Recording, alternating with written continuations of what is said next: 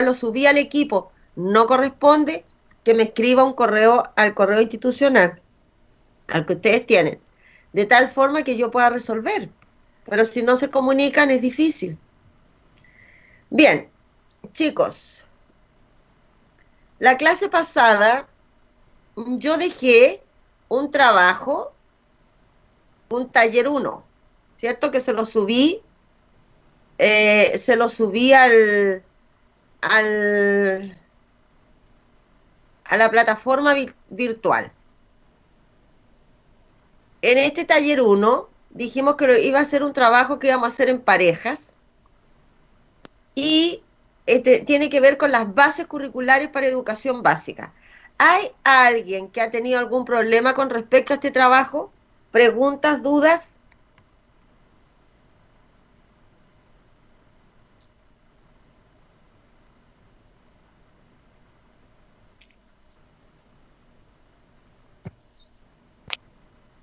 ¿Lo comenzaron a hacer? Sí, profesora. Yo con mi Y compañero, el Juanito, lo comenzamos ya, lo tenemos casi listo. Juanito Leighton, Exacto. ya. Y chicos, ¿hay alguien que tenga dudas, consultas al respecto? Bien, entonces, la entrega de este trabajo, porque no le habíamos puesto fecha, va a ser para el martes 12 de mayo, ¿les parece? 12 de mayo, Chicos, ok, profesora. para el otro Sí, martes. Pero vamos a tener todo el día para entregarlo. Ya tenemos clase ese día, pero lo vamos a entregar hasta las 6 de la tarde. ¿Sí? Yo lo recibo. Me lo pueden subir a la plataforma virtual. Aquellos que tienen problemas con la plataforma virtual, entonces pueden hacerlo a través de mi correo.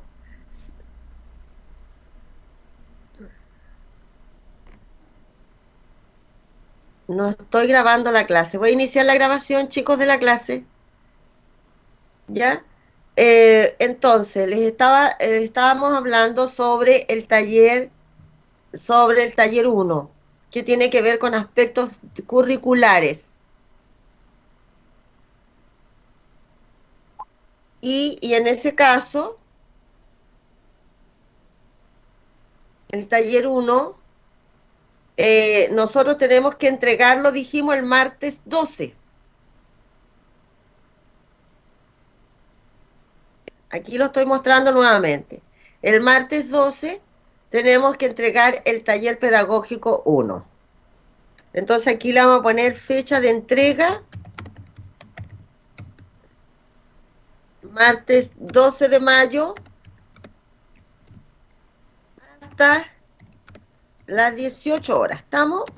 Por plataforma virtual, me lo pueden enviar. O si tienen problemas para subir a la plataforma, a través de mi correo.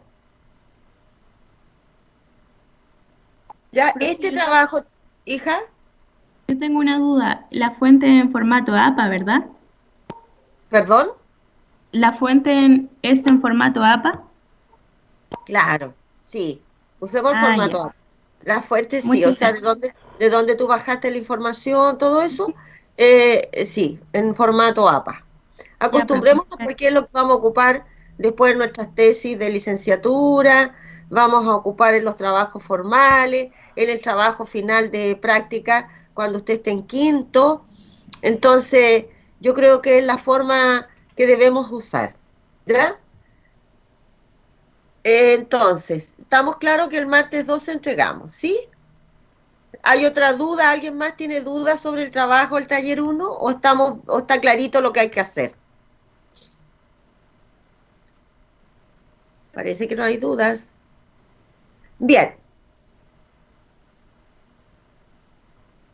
chicos, nosotros tenemos que hablar sobre lo que es el marco curricular. Una vez que ya empezamos a hablar desde el principio del semestre, pero una vez que ustedes terminen y me envíen a mí el trabajo que está el taller uno, el Power, entonces vamos a volver a revisar algunos conceptos y algunas cosas para que nos vaya quedando más claro.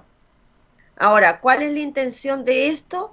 Es que usted tenga dominio de los elementos técnicos fundamentales que debe tener cualquier profesor. Las bases curriculares, los programas de estudio, usted tiene que conocerlos, saber de qué se trata, conocer los temas que los niños aprenden, cuáles son los requerimientos de los programas, qué se espera que usted como profesor realice y cuáles son las habilidades o aprendizajes que los niños deben lograr. Entonces, por eso que reiteramos el tema de las bases curriculares, los programas, las planificaciones, los tipos de evaluación, etcétera, etcétera. Y eso es porque es la esencia de su trabajo, ¿cierto? Pero aparte de conocer nosotros las bases curriculares, nosotros también tenemos que saber con qué tipo de niños estamos trabajando. Cuando nosotros tomamos un primer año básico, ¿cierto? Nosotros decimos, los niños tienen 6 años, ¿ya? Y después estamos hasta los 9, 10 años, cuando tienen hasta cuarto básico, y después de quinto a octavo los chicos van por asignatura a segundo ciclo, ¿cierto? Por el momento seguimos manteniendo la misma nomenclatura, en el sentido de decir que primer ciclo es de primero a cuarto y segundo ciclo de quinto a octavo, ¿ya? Usted después, cuando hablemos de segundo ciclo, usted va a tener que trabajar de quinto a octavo año por su mención, de acuerdo a su mención. Primer ciclo, nosotros sabemos que tenemos que trabajar en la mayoría de los establecimientos, sobre todo los establecimientos públicos, tenemos que trabajar todas las asignaturas. Por lo tanto, es relevante que usted considere y tome muy en cuenta toda la información y todo lo que le hacemos revisar, que lo tome muy en cuenta, porque generalmente, ¿qué pasa con una persona que egresa? Llega a un colegio, lo primero que hacen es darle un curso de primero a cuarto. Con suerte tercero o cuarto, pero primero es impajaritable. Entonces nosotros tenemos que conocer qué capacidades tienen. Yo hice aquí un pequeño, pero minúsculo resumen, para no aburrirlo. Usted puede encontrar, seguramente en psicología, también ha visto las etapas del desarrollo evolutivo de los niños y las niñas. Entonces yo aquí hice un minúsculo resumen, ¿cierto?, sobre la etapa escolar de los 6 a los 12 años. Primero decirle que cuánto crecen los niños en esta etapa. En el peso aumentan entre 2 y 3 kilos al año. Los niños de 6 a 12. 2 a 3 kilos al año. Aquí es cuando nosotros también tenemos que cuidar el peso de estos chicos, porque de repente, acuérdense que nosotros de tener muchos años atrás un país con alta tasa de desnutrición, ahora tenemos lo contrario, ¿no es cierto? Mucha comida chatarra, mucho papas fritas, mucha mayonesa, muchos caramelos, mucho chocolate, y resulta que los niños están Obesidad subiendo de infantil. peso demasiado. ¿Ah? Obesidad infantil. Exactamente. Y la obesidad infantil, tú sabes que te trae otros problemas asociados. La diabetes temprana, ¿cierto? Problemas cardíacos. Entonces yo digo, hay que ser responsable con los niños. Bastante ejercicio, comida sana, verduras, acostumbrarlos a comer verduras y frutas. Los chicos casi no les gusta comer verduras o frutas. Los niños más comen papas fritas y pollo asado. Entonces, hay que irles cambiando a lo mejor en este momento de pandemia en que estamos todos en casa, en que a lo mejor tenemos un poquitito más de tiempo porque estamos todo el día en la casa, podemos acostumbrar a los chicos a comer otro tipo de alimentos, una comida más sana, más casera. Los niños crecen en promedio 6,35 centímetros por año. Esas son las características como físicas. ¿Y qué puede hacer un niño entre los 6 y los 12? A ver, entre los 6 y los 7 años de edad, disfruta de muchas actividades y se mantiene ocupado. ¿Ya? Hace muchas cosas, dibuja, pinta, juega, habla solo, tiene amigos prácticamente con los cuales sus animalitos, los peluches, todo eso. Gusta de pintar y dibujar, puede perder su primer diente, Su visión es tan aguda como la de un adulto y practica sus habilidades con el fin de perfeccionarlas. Salta a la cuerda y monta en bicicleta. Ustedes saben que saltar a la cuerda y montar en bicicleta no es tan sencillo. Requiere de cierta coordinación motriz. Por lo tanto, cuando usted a un chiquitito de 2 o 3 años le dice que salte una cuerda, no va a ser capaz de saltarla, porque ellos caminan como hacia el lado. Entonces, y todavía no tienen la estabilidad total de su cuerpo. Que se suba arriba de una bicicleta tampoco. Pero sí entre los 6 y los 7 sí lo logra hacer, ¿ya? Porque ya tiene un mayor desarrollo y un mayor dominio motriz. Tenemos que entre los 8 y los 9 años tiene más elegancia en los movimientos y habilidades, salta, brinca y persigue. ¿Se han fijado que los niñitos de cuarto, tercero, cuarto, quinto son buenos para jugar a pillarse en los patios? Corren por los patios ellos y se pillan, juegan al pillo. Entonces, esto es como normal en esa etapa de su edad. Se viste y se asea por sí mismo completamente. O sea, los niños ya son capaces de ducharse solos y vestirse, coordinar su ropa, ordenarse. Uno sabe que la polera de la camisetita va debajo de su blusa, por ejemplo, porque ya tiene una estructura, un orden de cómo él se tiene que vestir. Puede utilizar herramientas, un martillo, un destornillador. Entre los 10 y los 12 años de edad se desarrolla el resto de los dientes adultos. Le gusta coser y pintar entre los 10 y los 12. ¿Por qué es importante que nosotros conozcamos qué es lo que es capaz de hacer un niño? Porque nosotros también desde la didáctica, ¿cierto? Desde la didáctica nosotros podríamos crear actividades en que los niños pudieran trabajar dentro de lo que a ellos les agrada. Y sería una buena forma de poder, una buena forma de motivar su aprendizaje. ¿Qué entiende o aprende este chico? Entre los 6 y los 7 años, entiende el concepto de los números. O sea, esto es relevante. Nosotros, chiquillos, cuando pasamos el concepto, cuando pasamos los números, ¿qué hacemos habitualmente? Les pasamos el 1, 2, 3, 4, 5, 6, etcétera. Les decimos que cuenten ya 5 porotos y los niños los van ajustando, 5 porotos, 8 porotitos, bien. Después juntamos estos porotos y enseñamos la adición. Le quitamos un par de porotos y le decimos cuántos nos quedan. Pero el niño realmente entiende el concepto del número, entiende o puede discriminar entre el símbolo y la cantidad. Si yo al chico le muestro un número y le digo qué número es este, el niño es capaz de decirme es 18. Y si yo le digo y para formar este número, ¿cuántas flores necesito? Él va a ser capaz de cortarme 18 flores y dejármelas encima.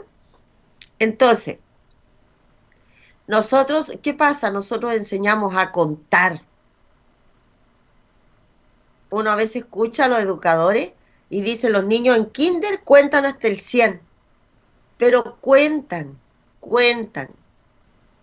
Los niños pueden repetir, pero el niño sabe cuál es el que está antes del 100 y el después del 100.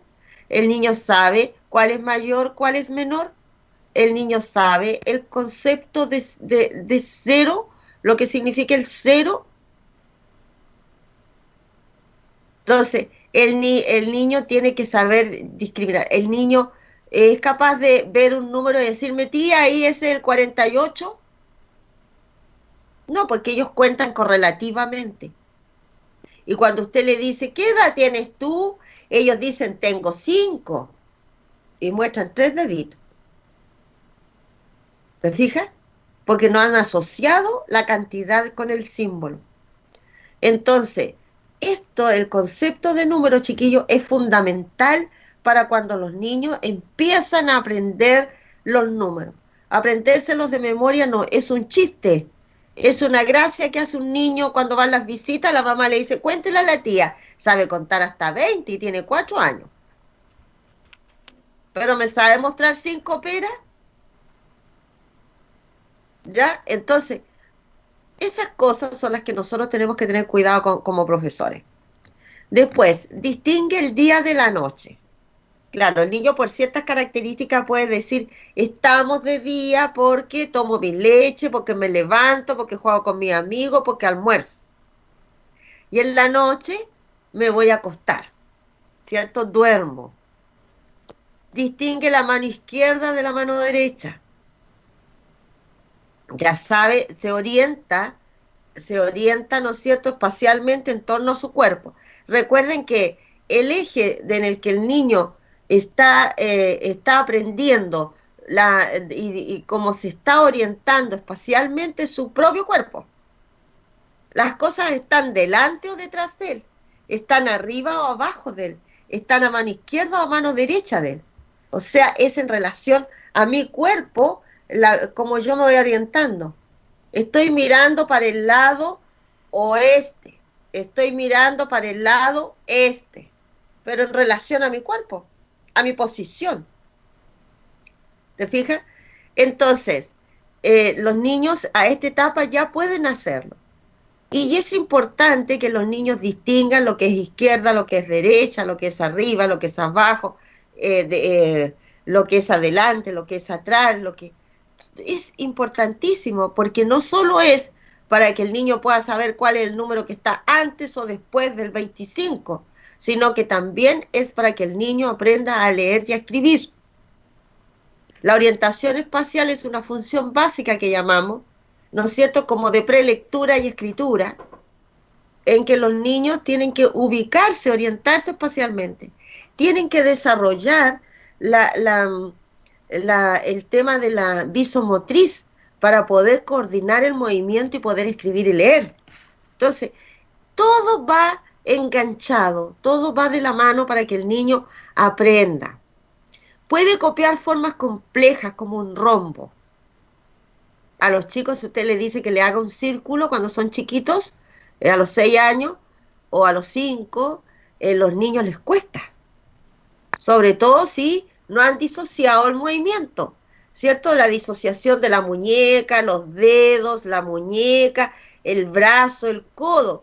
¿Qué hace un niño pequeño? Cuando usted le dice, los que tienen hijos pueden probarlo. Si usted le dice, mueve tu brazo, y el niño mueve todo. Y si usted le dice, mueve tu mano, y el chiquitito vuelve a mover todo. ¿Por qué? Porque le cuesta disociar el movimiento.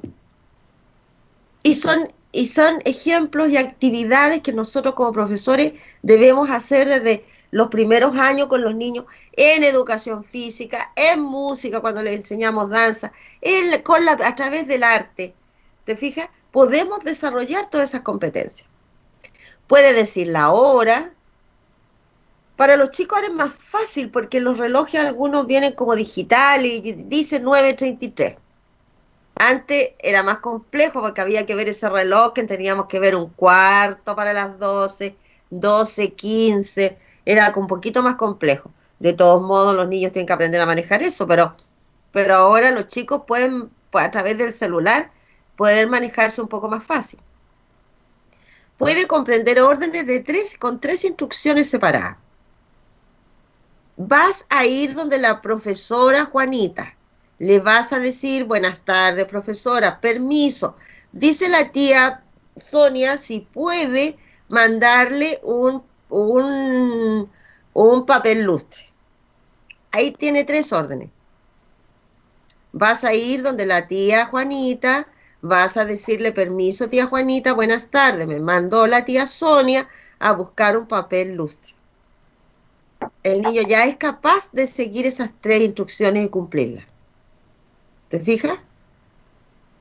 Si alguien me quiere interrumpir, opinar, me dice y yo paro, ¿ya? Puede explicar objetos y su uso, ¿ya?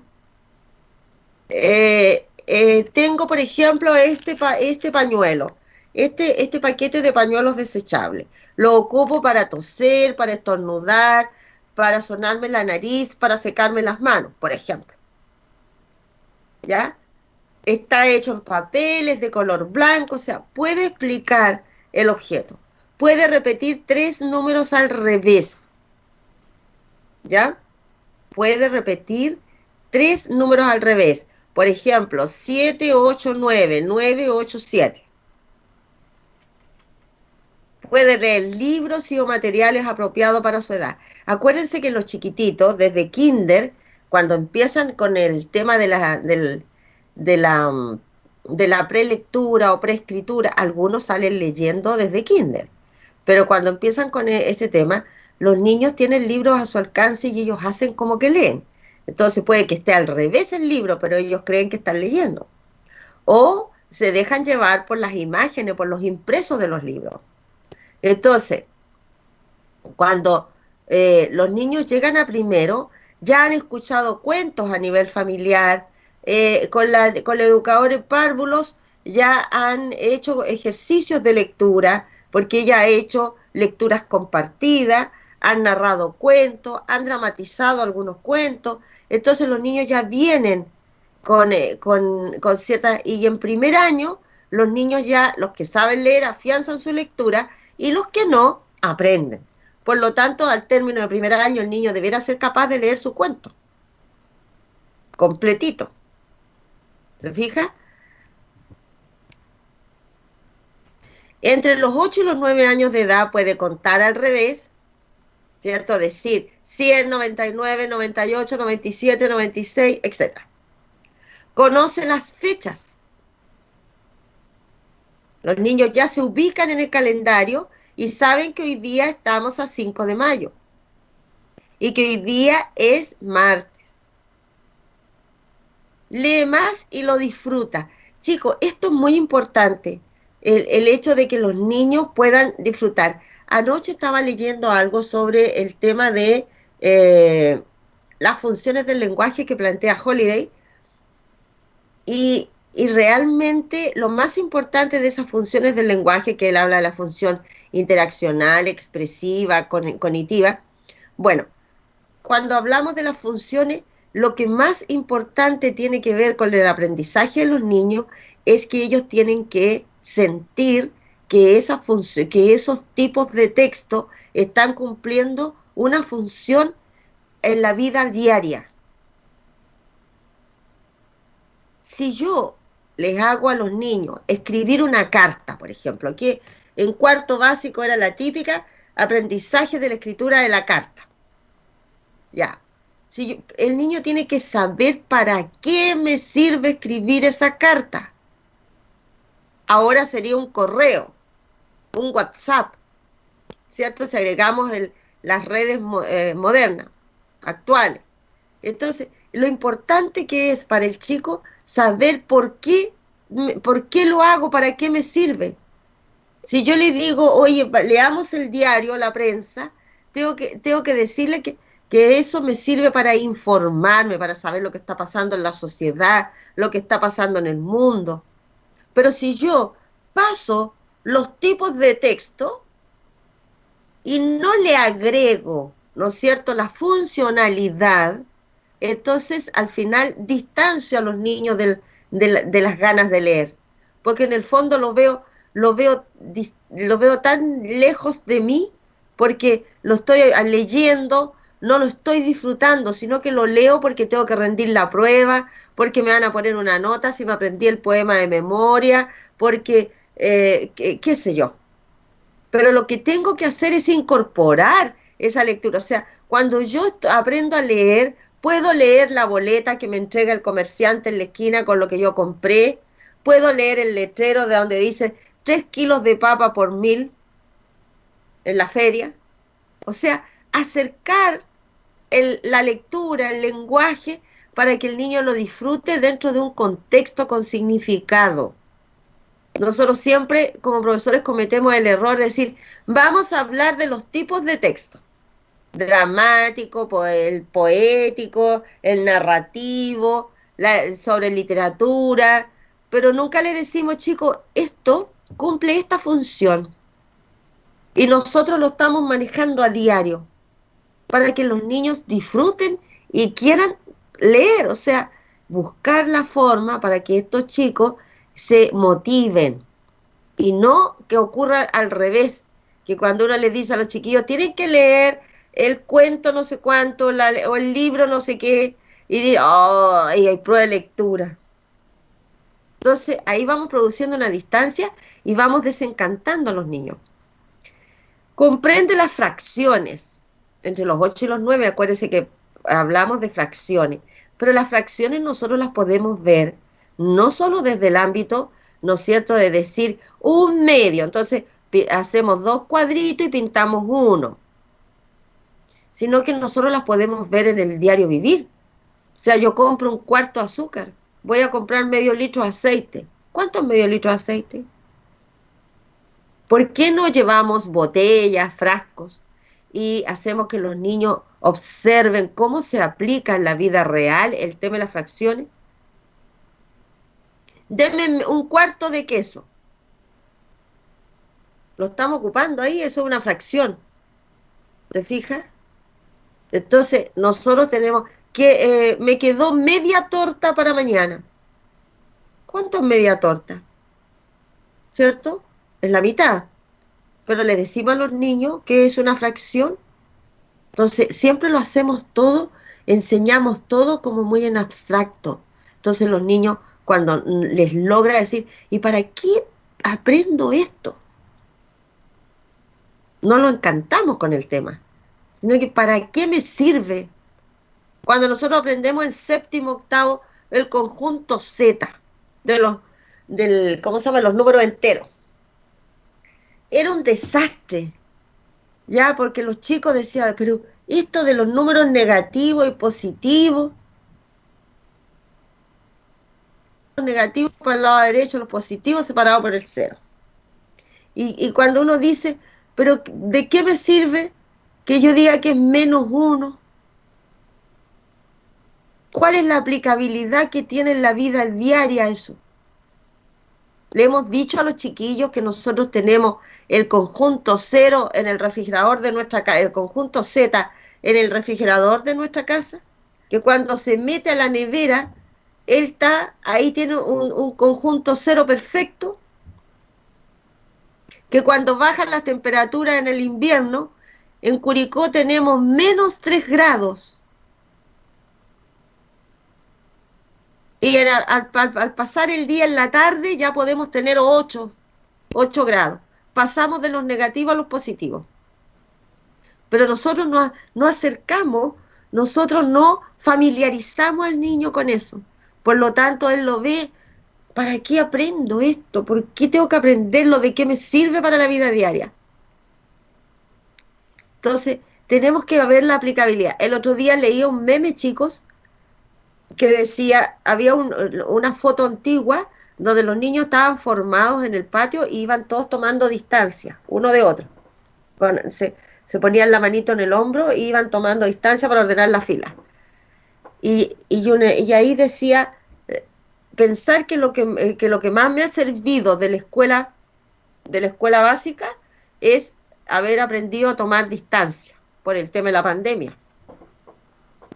¿Te fijas? Ahora todos tenemos que tener distancia social. Y lo que más le ha servido de la escuela es haber aprendido a tomar distancia. Entonces, si uno lo mira, dice, uy, qué entretenido, qué divertido, pero ¿por qué? ¿Cómo tomé yo ese mensaje?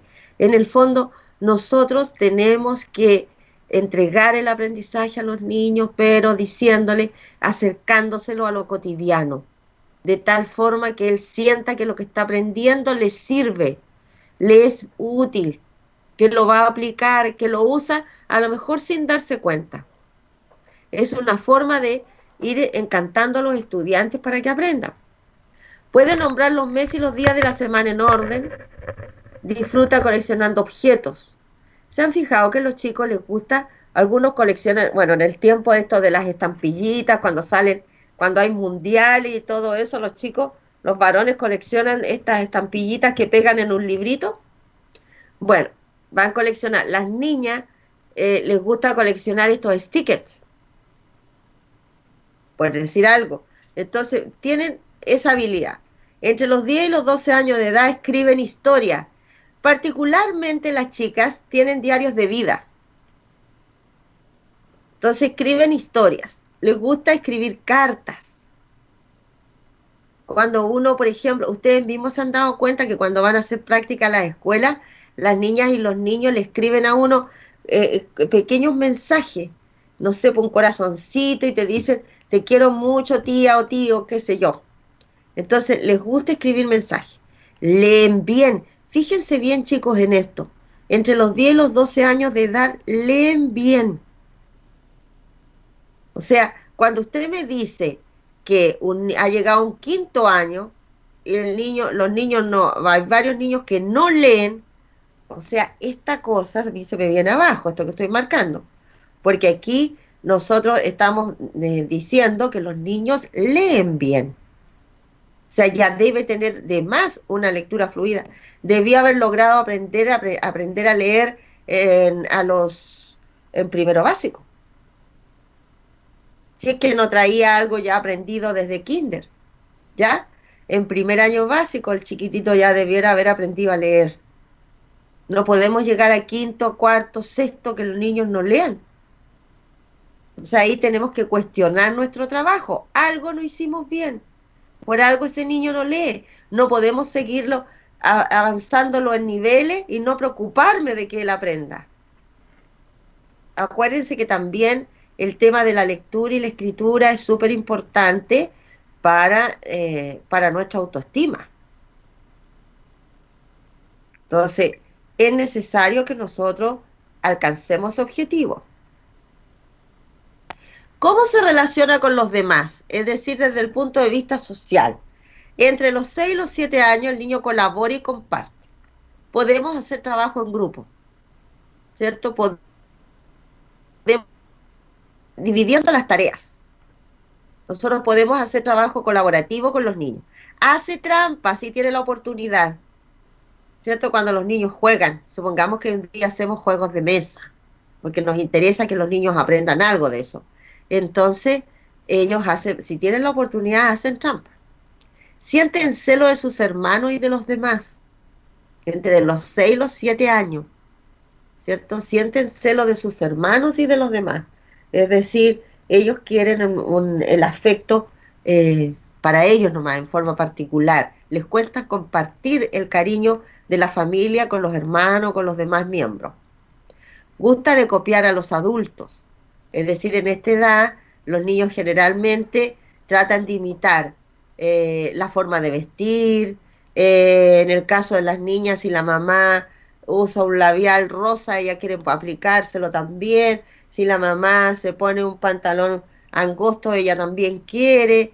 En el caso de los varones, si el papá es fútbol, le gusta ir a jugar para la pelota, ellos también quieren ir con el papá a jugar. O sea, tratan de imitar a los adultos. Gusta de jugar solo. Sin embargo, los amigos se vuelven cada vez más importantes. Acuérdense que los chicos pasan por etapas en que los niños pasan en algunos momentos solos. Después, los hombres separados de las mujeres, que es la otra etapa que viven los chicos. Y después, más grandecito, ¿no es cierto?, la atracción del hombre por las niñas o al revés. O sea, empezamos a compartir en conjunto, compartimos hombres y mujeres. Juega con amigos del mismo sexo, puede tener rabietas, es tímido acerca de su cuerpo, o sea, le cuesta, él no, un chiquitito de esa edad, ¿cierto? No, cuesta que alguien, por ejemplo, lo lleve al baño, porque él no va a querer que lo miren, o sea, tiene cierto, como le dijera, cierto cuidado con su cuerpo, con la intimidad de su cuerpo. Gusta de los juegos de mesa. ¿Podríamos nosotros, por ejemplo, entre los 6 y los 7 años, llevar algún juego de mesa, por ejemplo, para enseñar matemática, para enseñar para la orientación espacial, podríamos utilizarlo, a los chicos les gusta. Y estaríamos enseñando, siempre y cuando lo hagamos dentro de un marco de un objetivo educativo. Entre los 8 y los 9 años de edad, gusta de la competición y los juegos. Empieza a mezclar amigos y a jugar con niños del sexo opuesto. Gusta de los clubes y los grupos como por ejemplo los Boy Scouts, Girl Scouts. Comienzan a interesar en las relaciones niño-niña, pero no lo admite. O sea, entre los 8 y los 9, estamos hablando entre el tercero y cuarto básico. Por ejemplo, educación física, nosotros podemos hacer competencias, juegos, ¿cierto? En matemáticas nosotros podemos trabajar por filas, ¿cierto? Haciendo competencias. Problemas matemáticos. La fila que resuelva primero va acumulando un punto, por ejemplo. ¿Ya? Entonces, nosotros podríamos crear un montón de cosas. Lo que pasa es que estamos trabajando con los niños, lamentablemente, muy estáticos dentro de la sala. Y los niños son inquietos por naturaleza.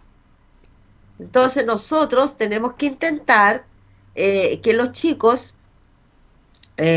participen, ya hagan actividades donde él tenga mayor participación, porque para que así los niños estén comprometidos con el trabajo, para que también desarrollemos su creatividad.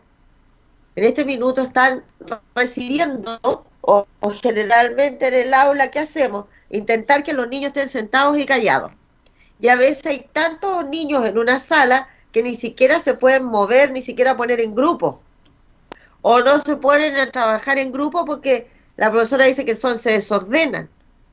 Entonces yo creo que nos falta ahí un poquito. Los niños no porque estén sentados mirándose la nuca desde las 8 hasta las 4 de la tarde, van a aprender más o van a ser más ordenados o menos desordenados. O sea, nosotros tenemos que tratar de ir cambiando la dinámica dentro del aula.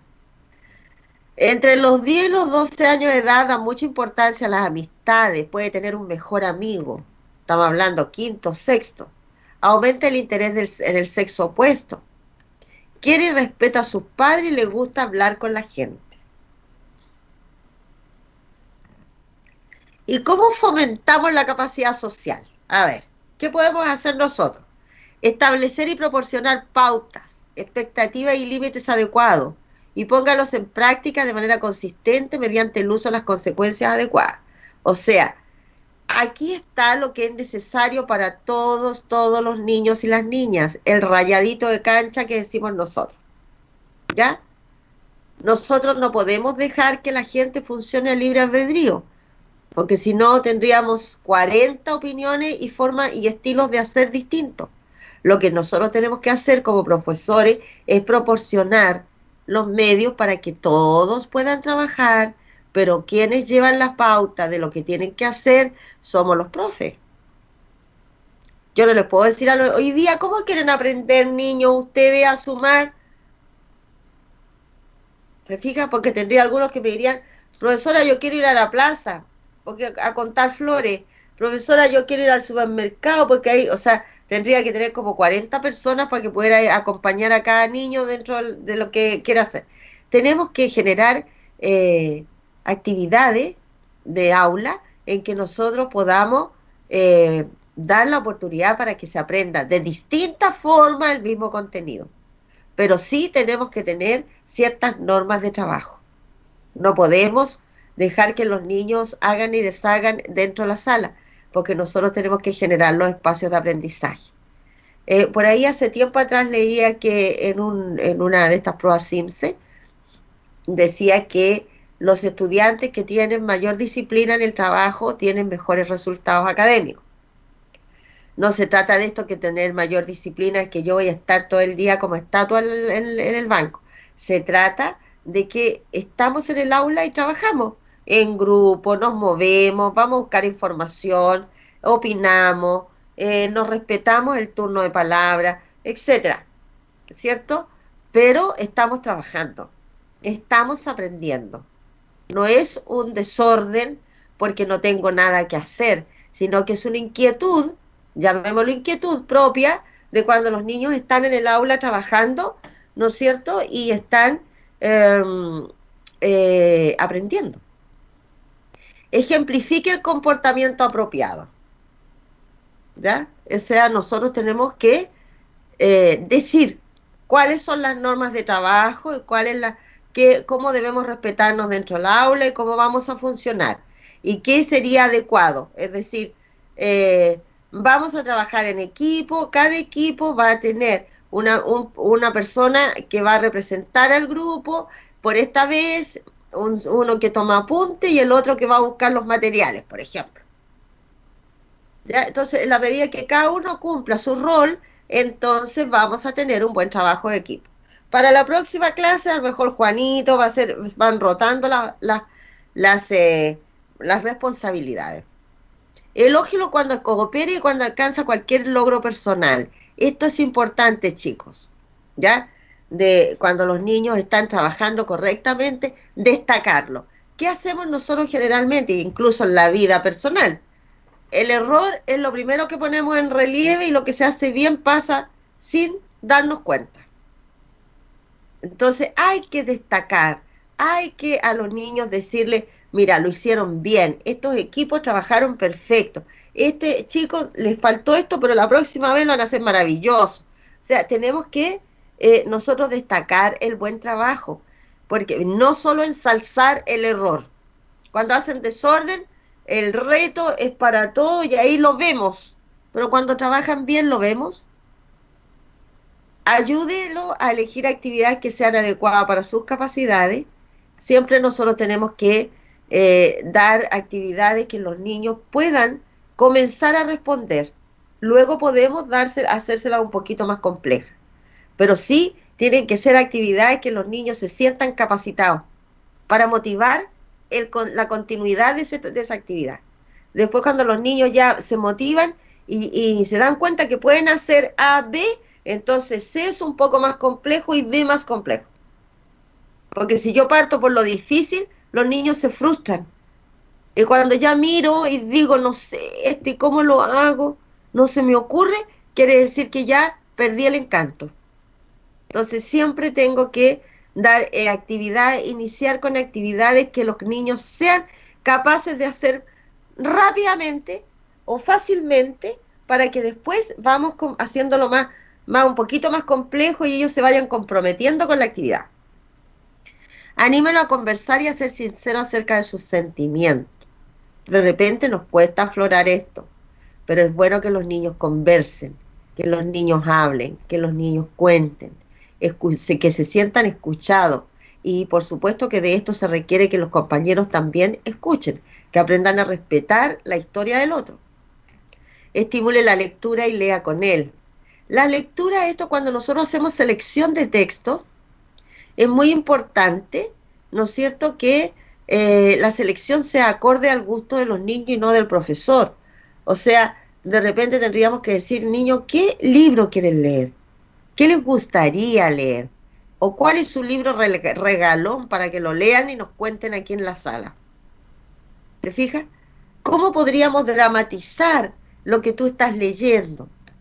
Buscarle otras alternativas, ¿cierto? ¿Cómo podríamos contar, por ejemplo, por Facebook la historia de ese libro? ¿Cómo la narrarías tú? Entonces, utilizar ciertos medios de comunicación, utilizar otro tipo de elementos para que los niños se motiven.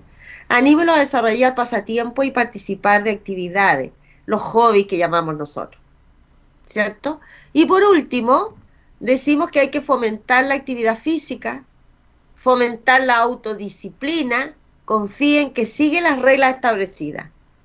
Es decir, los chicos cuando nosotros llegan a la casa, por ejemplo, hay niños que dicen, tenemos tarea, y después que toman once o que almuerzan, depende del horario, los niños se ponen a hacer tareas, ¿cierto? Pero la idea es que nosotros fomentemos autodisciplina, no que tenga que andar la mamá, el papá o la abuelita detrás de los niños diciéndole, oye, pero hiciste la tarea, no, más rato, no, pero la hizo, no, más tarde, y a última hora, a las 10, 11 de la noche, dice que tiene que hacerla. Entonces, nosotros dentro del aula podemos colaborar con esto. O sea, cuando nosotros nos comprometemos o tenemos un trabajo que realizar, ponemos nuestra energía en él para que podamos salir adelante. Y este trabajo colaborativo influye, porque si tú no eres autodisciplinado, vas a echar a perder el trabajo de todo el equipo.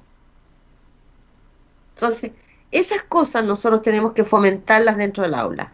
Enséñale a respetar y a escuchar a las personas que están en posición de autoridad, ¿cierto? Por ejemplo, los padres, los abuelos, los profesores, la autoridad que viene a visitar la escuela, o cuando un adulto le habla, el señor que barre el patio le dice, Juanito, recoge el papel porque acabo de barrer. Pues tiene que recogerlo. ¿Te fijas? O sea, ¿cómo vamos respetándonos entre nosotros dentro de la autoridad no quiere decir que el director, el alcalde, no. La persona que tiene una posición dentro y que tiene, y que tiene algún nivel de responsabilidad. La señora que manipula los alimentos y le dice a los niños, hagan una fila para entrar al comedor. Tienen que respetarla. ¿Te fijas? Nosotros tenemos que desarrollar esos hábitos, porque es la única forma que podamos ir cambiando de a poco lo que está pasando en el mundo actualmente, en el sentido de la falta de equilibrio para actuar, la violencia con la que actuamos. Todo eso tenemos que tratar de corregirlo con acciones dentro de la escuela para que los niños se den cuenta que igual podemos conseguir o podemos obtener lo que queremos con respeto con el otro. Anímalo a Profesora, discutir. ¿Sí? en Sí, te escucho.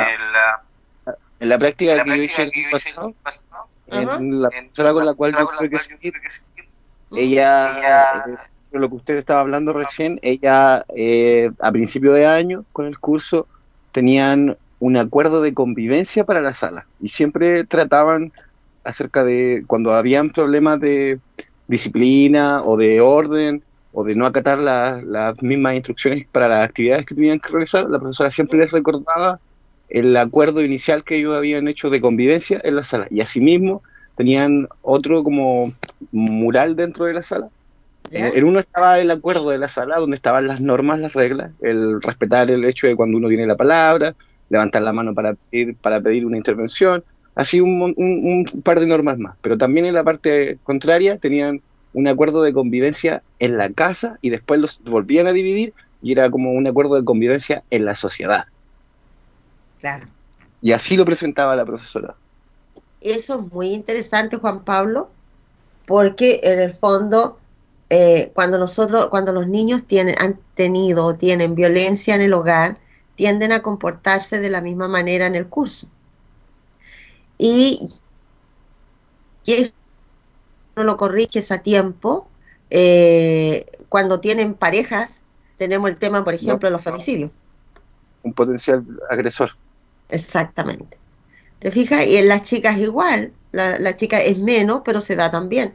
Entonces, eh, o cuando este tema de los bullying, cuando las niñas se pelean, ¿no es cierto?, en la calle, cuando salen del colegio, todo ese tipo de agresiones, todo ese tipo de cosas, nosotros tenemos que evitarlas. Y una buena manera es la que hacía tu profesora guía, de ir como nosotros, nuestra vida en la escuela, en nuestra vida personal y en nuestra vida social, junto a los otros, nosotros podemos tener una actitud más controlada, más de Lo que a mí cercanía, más de respeto. Lo que a ¿Sí? mí más me llamó la atención con relación a ese tipo de trabajo era que ella, si bien es cierto, establecía como las bases de las normas que habían que tener en cada contexto, sí les ¿Mm? daba la oportunidad a los alumnos a que cuando ellos aprendiesen o vieran algún tipo de situación que pudieran asociar a alguno de los contextos, ellos también podían añadir nuevas normas. Y por ejemplo, una de las cosas que a mí me quedó como en la retina fue ¿Mm? el caso de que en un momento cuando se hablaba de cómo el comportamiento en la sociedad, fuera de la escuela, Ya. una de las niñas peleaba con el resto de los compañeros por el hecho de que estaban discutiendo de si es que tenían que respetar o no al tío del furgón. Ya. ¿Y? Y toda esa situación que se creó como a modo de conflicto entre ellos, entre los alumnos, la profesora en ese momento lo tomó como un ejemplo práctico y al final los hizo elaborar un dibujo característico del furgón, del tío del furgón, y lo terminaron añadiendo dentro de las normas o de las personas que hay que respetar en lo que es la parte de la sociedad. Y entonces ese ejercicio a mí me quedó mucho en la retina. Esa era la acotación. Sí. Muy bien, muy bien. Esos ejercicios, y saben chicos que de ese tipo de ejercicios nosotros tenemos que hacer bastante. Yo creo que en el día a día, en el aula, nosotros tenemos que tomar como tema esto. Se está haciendo muy necesario, muy, muy, muy necesario, hace ratito ya, dadas las condiciones en que los niños viven en sus hogares, lo que vemos en la sociedad, ¿no es cierto? La violencia con que estamos funcionando es bastante gravísimo. Y los niños lamentablemente están inmersos en este contexto en que nos ven en la televisión, violencia en las noticias, en la calle, en el bus, en su hogar. Entonces nosotros tenemos que ponerle mucha atención a esto y darle espacios en que ellos puedan discutir ciertas normas, ciertas cosas, ciertas problemáticas sociales también, para que aprendan al intercambio de opinión. De repente yo no estoy de acuerdo contigo, pero resulta que te respeto tu opinión, ¿cierto? No por eso te voy a tratar mal, te voy a decir groserías porque no piensas igual que yo. O sea, tengo que acostumbrarme a que podemos coincidir en muchos puntos, pero en otros a lo mejor no nos vamos a poner de acuerdo, porque tú eres una persona y yo soy otra. Entonces, estos ejercicios nosotros tenemos que hacerlo con los chicos. Los niños llegan con estilos y formas de relacionarse muy complejas. Incluso ustedes mismos en la universidad, a veces cuando llegan a primer año, llegan con algunas normas así liceanas que yo a veces les digo, a ver, usted no le está hablando a su mamá, ni a su papá, ni a su abuelita. Usted está hablando conmigo porque, me dice. Y esos son gestos, formas que uno tiene que erradicar pensando en que uno va a ser profesor. Y cómo nosotros podemos enseñarle a respetar a los niños, cómo nosotros podemos decirle que vamos a poner normas de funcionamiento si yo no las tengo.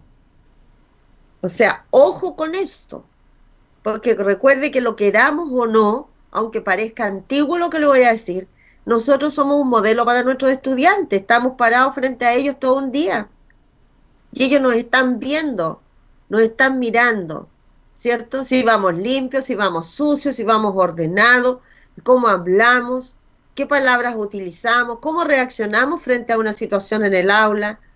Nos están mirando, ustedes mismos me están mirando a mí cuando estamos en el aula toda la mañana cuando tenemos clase. Entonces, nosotros tenemos que tener cierto auto, ciertas cosas, de acostumbrarnos, ¿no es cierto?, para que podamos manejar y poder controlar a los niños. De lo contrario, estamos complejos con ese tema, porque yo no le puedo pedir a mis alumnos que tengan lo que yo no poseo. Bien, ¿dudas, preguntas sobre esto, chiquillos? ¿O les queda claro?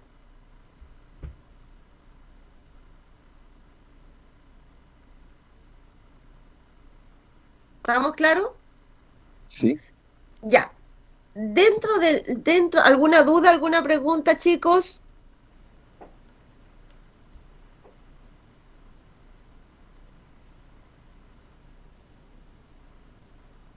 Ya, dentro de los contenidos que nosotros tenemos programados para poder avanzar con el sílabus que yo les subí a la plataforma la otra vez, ¿no es cierto? Nosotros tenemos que ir hablando sobre el tema curricular, las bases curriculares, los elementos que conforman estas bases curriculares, los programas, y luego tenemos que llegar al tema de la planificación. Pero también está lo que hablábamos ahora. ¿Qué es lo que, o cuáles son las características que tienen estos chicos con los cuales nosotros vamos a trabajar? Usted puede profundizar muchísimo leyendo psicología evolutiva, ¿cierto? De cómo actúan los niños, cómo piensan, qué podemos hacer, qué juegos podemos realizar. Hay textos dedicados a todo este tipo de temas. Así que esto es un aporte como para que tengamos fresquita algunas ideas. Pero el ideal es que usted lo profundice, seguramente a lo mejor en algunas clases de psicología por ahí lo va a profundizar, para que usted lo vea y lo tenga claro. O sea, tengo clase en primero, ¿qué juegos puedo realizar? ¿Le puedo pedir a los niños que salten una cuerda en primer año, por ejemplo? ¿Le puedo decir a los niños que salten en dos pies, adelante, atrás, arriba, abajo, qué sé yo? O sea, son todo ese tipo de actividades que nosotros podemos realizar y que podemos hacer con los chicos en una determinada edad. Por eso yo agregué esto como una forma de hacer un breve aporte de lo que eso es, porque la verdad es que hay libros espectaculares respecto de eso. Bien, y dentro de lo que vamos a observar hoy día, vamos a hablar de los niveles de la planificación, ¿ya? ¿Por qué? Porque nosotros partimos con el marco curricular, con las bases curriculares, y estamos viendo a qué niños les vamos a enseñar estos contenidos, y ahora nos vamos a ir metiendo de a poco en lo que es el tema netamente curricular, para que lleguemos al tema de la planificación. Entonces, dentro de esto, tenemos los niveles de la planificación. Aquí tenemos un nivel macro. El nivel macro, ¿no es cierto?, tiene que ver con el currículum nacional, con los planes y programas de estudio. Por lo tanto, en el nivel macro están las bases curriculares de educación básica y están los programas de los diversos niveles con todas las asignaturas, disciplinas, ¿no es cierto?, que los niños tienen que aprender. El plan de estudio, ¿cuál es el plan de estudio, chiquillo?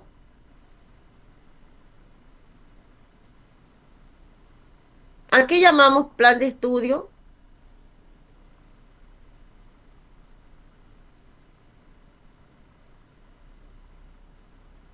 Chicos, ¿se acuerdan? Los planes de estudio son las asignaturas con las horas asignadas. Por ejemplo, lenguaje en primer año va a tener 8 horas, matemáticas 6 horas, historia 4 horas, ciencias naturales 4 horas, educación física 3 horas, por ejemplo. Esos son el plan de estudio. Y los programas son los que tienen todos los objetivos de aprendizaje, contenidos, actividades, ejemplos de evaluación, habilidades a desarrollar, actitudes a desarrollar, que están por nivel, primero, segundo, tercero, cuarto, hasta cuarto medio, para todas las asignaturas. Tenemos un segundo nivel de la planificación, que es un nivel intermedio. En el nivel intermedio nosotros tenemos lo que llamamos proyecto educativo institucional, el PI. Cada escuela tiene un proyecto educativo institucional. El año pasado nosotros vimos cómo se elaboraba el PI, ¿verdad? ¿O me equivoco, chicos?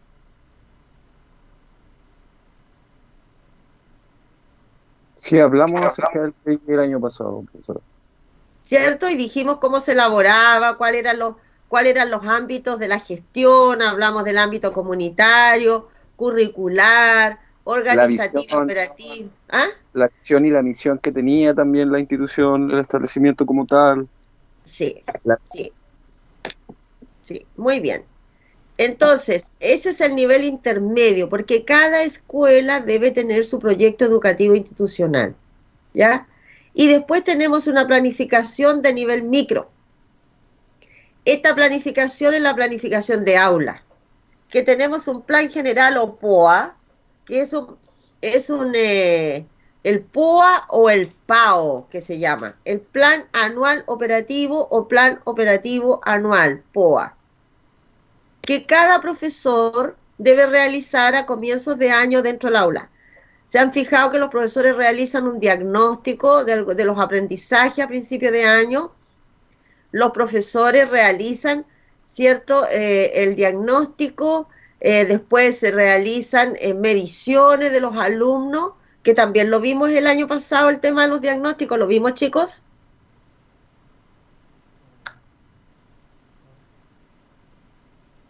¿Recuerdan cómo elaborábamos el diagnóstico cuando nosotros hacíamos, o no lo vimos eso el año pasado en el primer semestre?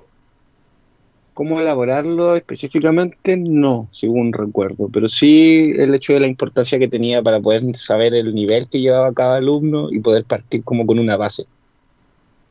Ah, ¿con quién estoy hablando? ¿Con Juan Pablo? Sí, profesora. Ya.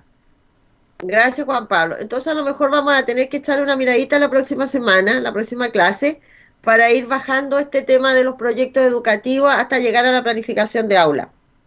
Y la planificación de aula, que tiene que ver con la planificación que puede ser clase a clase, donde nosotros tenemos las 3 etapas o momentos de la clase, el inicio, desarrollo, cierre, o la planificación de la unidad didáctica, ¿no es cierto?, donde planificamos para más de una semana de clases, ¿cierto? Y que nosotros también vamos trabajando dependiendo de los temas, dependiendo del tema que vamos a revisar.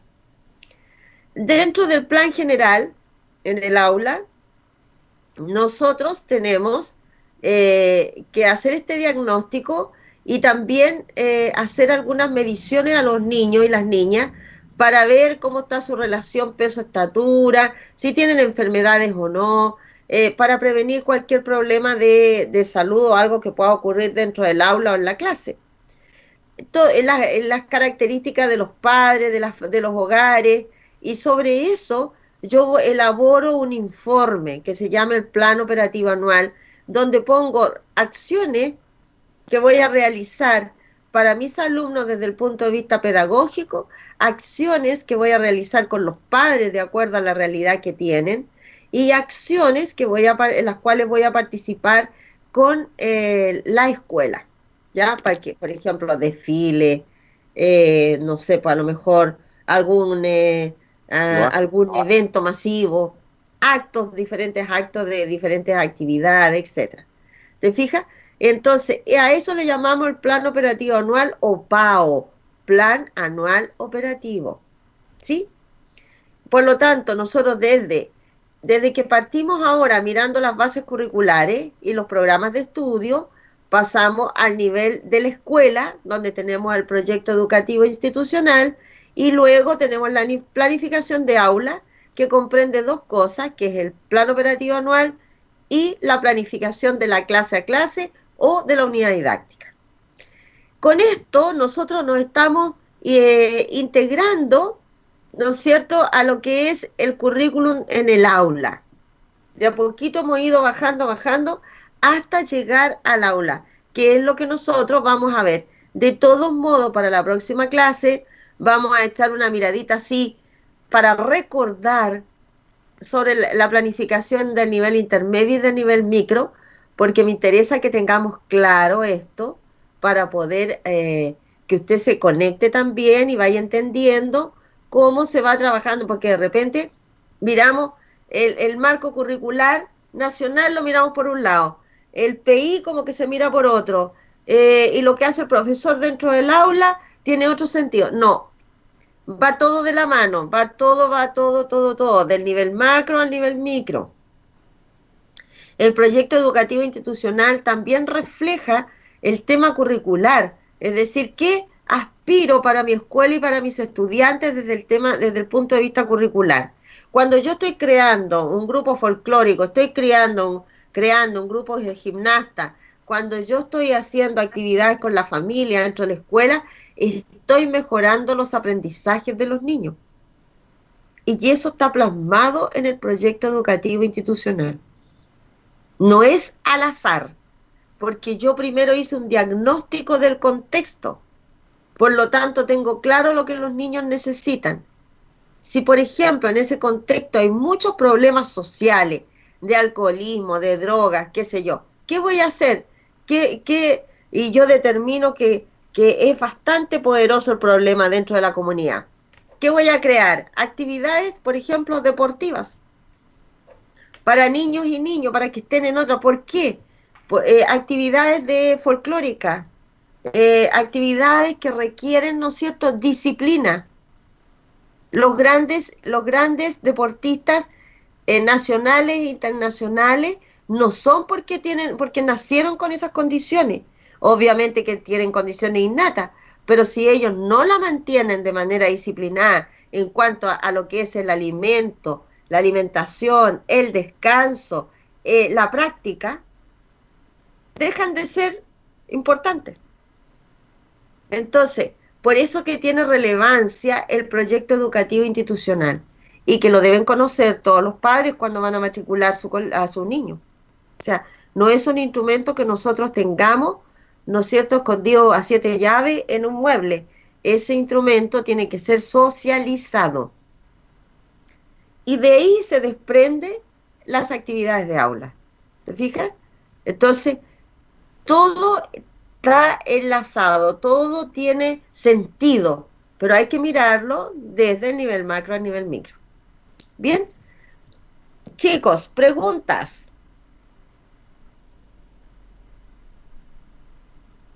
Preguntas.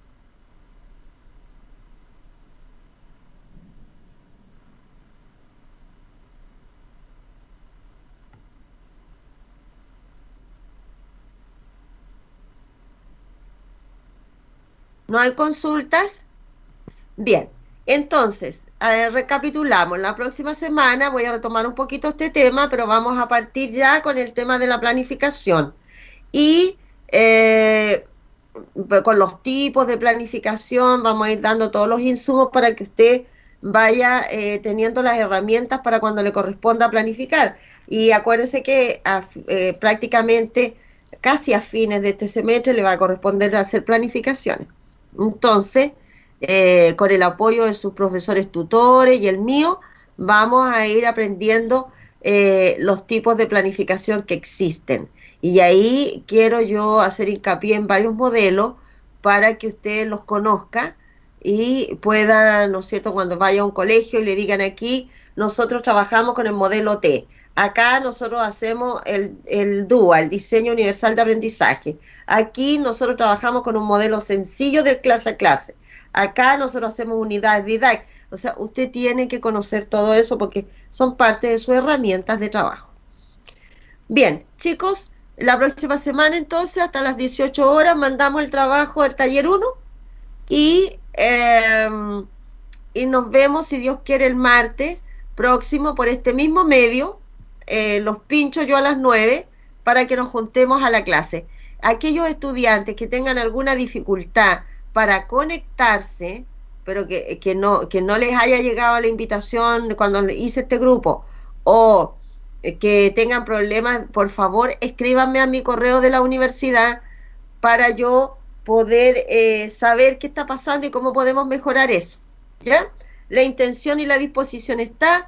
Necesito que ustedes me lo comuniquen, porque yo no lo puedo ver a través de la pantalla, porque yo veo aquí algunos estudiantes que están conectados, pero no sé si los que no se conectaron es porque tienen problemas o porque simplemente están durmiendo. Ahí sí que no sé. ¿Ya, chiquillo? Si Dios quiere, si Dios quiere, nos vemos el próximo martes, chicos. Que estén muy bien, que tengan buena semana. Igualmente, profesora. Gracias, que estén bien, cuídense. Chao, Chao, profesor. igual usted, profe, cuídese. Chao, igual ustedes, que estén muy bien.